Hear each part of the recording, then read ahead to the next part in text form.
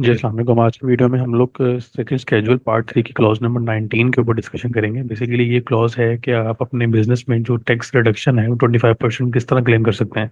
तो इसमें डिस्कस किया गया कि the tax payable by women enterprise on profit and gain derived from business chargeable to tax under that income from business shall be reduce by 25%।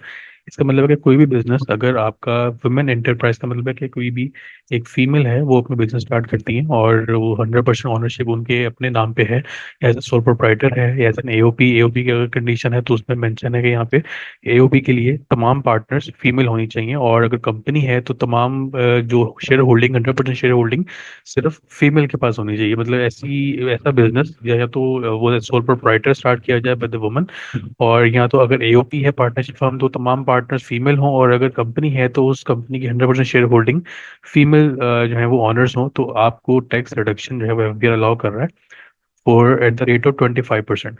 अच्छा, अभी जो tax reduction available है वो जुलाई 2021 से अवेलेबल है। मतलब जो बिजनेस जुलाई 2021 से या उसके बाद से स्टार्ट किया गया as sole proprietor, as an AOP, as a company, उनके ऊपर 25% रिडक्शन अवेलेबल है अगर ये वुमेन जो इंटरप्राइज है, ये वुमेन ऑनरशिप के अंडर आता है।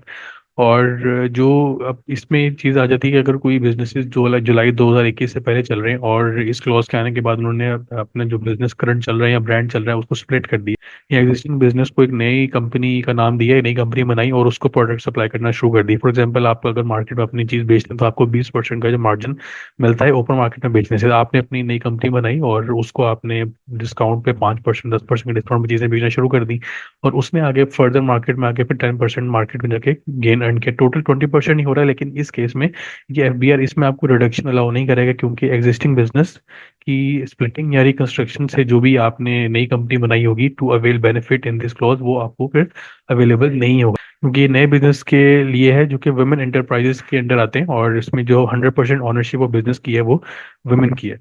तो ये क्लॉज अवेलेबल है जो कि जुलाई जुलाई 2021 से हमारे पास है, और अभी जो लोग इस कैटेगरी में रजिस्टर होते हैं वो इससे फायदा उठा सकते हैं। तो ये एक बेनिफिशियल क्लॉज अवेलेबल है। मतलब हम लोग जो यूजली डिस्कशन करते हैं वो कह रहे होते हैं कि हम टैक्स किस तरह बचा सकते हैं, टैक्स चार्जेबिलिटी के ऊपर हम डिस्कशन करते हैं, कितना टैक्स अप्लाई होता है, कितना विथहोल्ड होगा।